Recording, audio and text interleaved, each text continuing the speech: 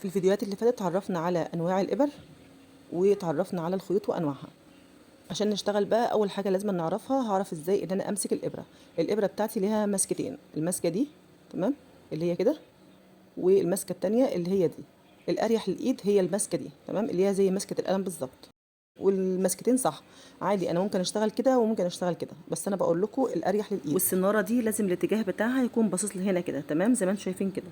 هنيجي للخيط وهنتعلم مع بعض عقدة البداية. أي شغل عندي لازم أبتدي بيه بعقدة بداية. بداية الخيط بتبقى معايا بالشكل ده كده تمام، وباقي البقرة في الناحية التانية. هاجي كده أهو، وهخرج دي كده، مخرجهاش كلها من الحلقة تمام أهو، دي كده ما تخرجش. هعمل كده وكده، قفلت معايا واشدها بالشكل ده علشان خاطر تبقى مقاس الإبرة بتاعتي أهي بالشكل ده كده.